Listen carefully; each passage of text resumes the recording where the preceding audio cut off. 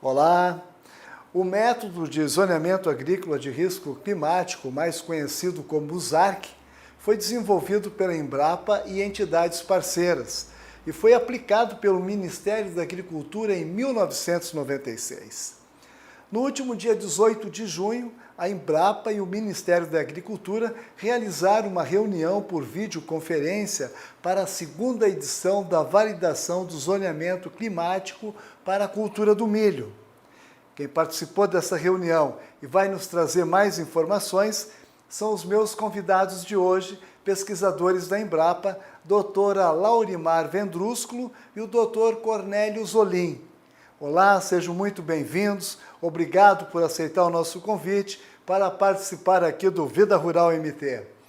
Começando pela doutora Laurimar, como que o ZARC traça o risco de se produzir determinada cultura em diferentes épocas de plantio em cada região do estado de Mato Grosso, doutora? O ZARC, então, ele é baseado em três fatores bem importantes, né? A questão do clima, com séries históricas aí minimamente de 30 anos, a cultura em si, né? A necessidade hídrica que a cultura tem para maximizar a sua produção, bem como o solo, né? Nós trabalhamos agora com três tipos de solo: o solo arenoso, o solo de textura média e o solo argiloso. Então, esses são os solos de maior ocorrência no Mato Grosso, e em função dessa ocorrência dos três fatores em conjunto, a simulação do ZARC, ela retoma como resultado, por município, quais são as melhores janelas para que o produtor produza e plante, né, faça a sua semeadura. Lembrando, então, que o ZARC ele trabalha com janelas descendiais. O que quer dizer isso? São intervalos de 10 em 10 dias durante o mês, em que o produtor tem aí a recomendação para a produção de acordo com alguns riscos, né? Hoje em dia, o ZARC ele disponibiliza três tipos de risco. 20%, o que seria esses 20%? Seria em 10 anos, em 10 safras, a garantia de 8 safras ou a perda de 2 safras. O risco de 30%, ou seja, 30% de seca, de perda, ou 40% de perda. Então, o produtor ele tem a disponibilidade de verificar essas janelas por município ou por região, né, no estado do Mato Grosso, a evolução disso no tempo, e para que ele tome a melhor decisão possível, né, para a sua cultura. Agora, a minha segunda pergunta para o Dr. Zolim. O ZARC serve de guia para as instituições de crédito, doutor? Exatamente, Pacheco. Existe todo um entendimento, né, que, como a doutora Laurimar colocou, o ZARC é uma política de risco agrícola, ele visa estabelecer essas janelas com maior chance de sucesso, portanto, reduzindo o risco. E quando tanto os programas como o Proagro, Proagro Mais e também as seguradoras privadas, né, quando o produtor chega a ela e quer um financiamento ou quer fazer jus ao seguro de alguma forma, é levado em conta se o período de plantio, se o decêndio, né, como nós falamos lá, o período de 10 dias, está dentro do zoneamento e qual que é o risco associado ao plantio durante aquela janela. Então, se você, como a doutora Laurimar comentou, nós temos o risco de 20%, 30% e 40%. É possível você plantar com um risco maior?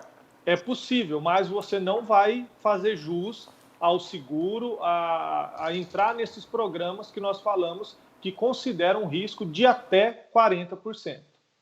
Doutor Zolim, a cultura do milho segunda safra tem uma janela limite de plantio no Mato Grosso. Com essa validação do zoneamento, pode haver alteração nessa janela? O Pacheco, então, essa reunião, é importante destacar, ela foi feita, a validação, tanto para o milho primeira quanto para o milho segunda safra, que nós chamamos de safrinha.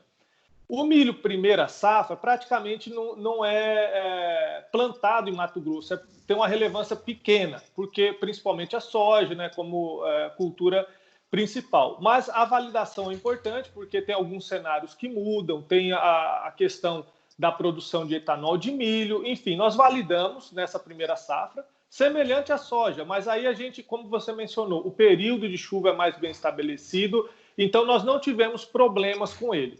Agora, na segunda safra, que é a parte principal do milho em Mato Grosso, como o safrinho, segunda safra que nós falamos, nós tivemos essa janela de plantio, apresentamos para o setor produtivo, e que observando também que é uma nova abordagem dessa política, né, trazer junto ao setor produtivo, mostrar os resultados, ver se esses resultados estão condizentes ou não, e é exatamente nesse período, no último decêndio de fevereiro, que é basicamente o fechamento da janela que nós falamos, né, que nós tivemos algumas observações do setor produtivo que, de acordo com alguns consultores, né, pessoas com muito conhecimento na região há muito tempo, falou que esse risco estava um pouco elevado. Então, só para você ter uma ideia, nesse zoneamento, no último decêndio de fevereiro, algumas das principais regiões produtoras já não estavam incluídas no zoneamento. E aí, o que nós podemos fazer? Recebemos essas ponderações, porque esse zoneamento ele é dependente de dados meteorológicos. Então, devido à escassez de alguns dados, nós temos alguns problemas ou incoerências que fazem parte do processo. Então, nós voltamos para a equipe do ZARC, recebemos todas essas ponderações do setor produtivo, vamos reavaliar tanto a parte de simulação com dados, né, outros dados meteorológicos, como também o que a gente fala, alguns ajustes dos parâmetros do modelo, de modo a tentar representar da melhor forma possível essa realidade que o produtor está checando em campo. Doutora Laulimar, onde que o produtor deve buscar informações para o seu solo ou dados pluviométricos da sua região? Hoje em dia há uma disponibilidade muito grande de informação, né? E com relação aos solos, a Embrapa tem disponível um mapa de solos, né? Com tipos de solos aí, os principais, em que é possível o produtor fazer uma pesquisa, né? E fazer porque aí é uma abstração do solo que mais ocorre na sua propriedade, né? Sabemos que tem várias manchas de solos, mas aquele que mais ocorre, ou aquele onde realmente ele vai concentrar o seu plantio, que vai ser aquele determinante para a contratação do seguro. Então, a Embrapa tem um mapa de solos no formato digital, né? Hoje é muito fácil importar esses arquivos e colocar os limites da propriedade. O próprio IBGE também, né? Então, é sempre interessante que o produtor procure fontes oficiais e públicas de dados, né? Sejam dados climatológicos, sejam dados de solo e da cultura, a própria empresa, né? Onde é feita a aquisição dessa semente e ela provê, né, todos os dados técnicos da cultura. Eu falo em termos de necessidade hídrica, né, durante os vários estádios da cultura. Doutora Laulimar, quais foram os resultados dessa segunda avaliação do ZARC? De uma maneira geral, né, houve uma concordância daqueles representantes dos setores produtivos, né, e aqueles que, com vários consultores, associações e mesmo do próprio Ministério, houve um consentimento geral com os resultados do ZARC, né, com os resultados apresentados. E só com relação, por exemplo, à primeira safra, né, às vezes há um sentimento que o primeiro e o segundo decêndio, ou seja, do dia 1º ao dia 20, seriam datas mais adequadas em setembro, do plantio precoce, por exemplo, do milho precoce, 100 dias, e a gente percebe pela simulação que esse risco ainda é alto, tá? Então, milho precoce, iniciando aí de 1º a 20 de setembro, ainda o risco é maior que 40%. Avançando, a partir do dia 20 ao dia 30 de setembro, esse risco diminui um pouco, já começa a de 20%, 30%, mas aí a grande parte do estado, para o plantio da primeira safra de milho, é que o primeiro decêndio, de 1º a 10 de outubro, é que realmente grande parte dos municípios está com risco mais reduzido de 20%. Agora eu vou abrir espaço para vocês dois, para suas considerações finais, começando pela doutora Laulimar.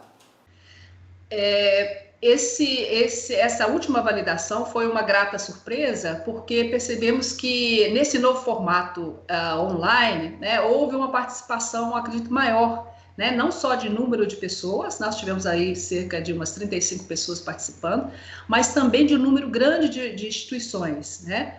Eu acredito que deva ser um formato que deva ser considerado, porque nós temos possibilidade, inclusive, de mostrar esses resultados da simulação de uma forma mais realística, né? De uma forma mais interativa.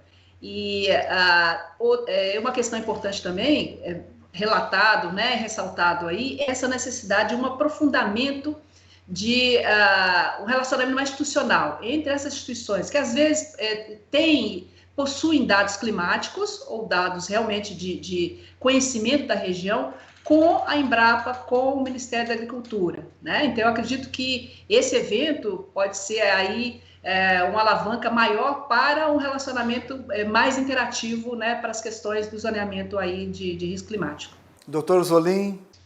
O ZARC, só reforçando, é uma política de gestão de risco na agricultura, uma política extremamente importante. Também é um indutor de tecnologias e a gente destaca que tem muita gente trabalhando com isso, muita gente se empenhando, mais de praticamente 35 unidades da Embrapa, um corpo técnico gigantesco, outros parceiros também que estão envolvidos nisso, como eu disse, apoio do Banco Central, de outras instituições, para a gente gerar pesquisa, gerar informação. E lembrando que essa é uma ferramenta dinâmica, Pacheco. Ele recebe melhorias ano a ano. Tanto é que essa validação do milho não foi a primeira, é a segunda validação que nós fazemos. Então, é uma ferramenta dinâmica que ano a ano vai receber melhorias, de modo a dar consolidação, a sustentabilidade da política agrícola de risco no Brasil e favorecer o sistema produtivo e, consequentemente, os produtores. Ok? Muito obrigado mais uma vez pela participação de vocês. Obrigado. Nós é que agradecemos. Acabei de conversar com os pesquisadores da Embrapa, a doutora Laurimar Vendrúsculo e o doutor Cornélio Zolim. O Vida Rural fica por aqui.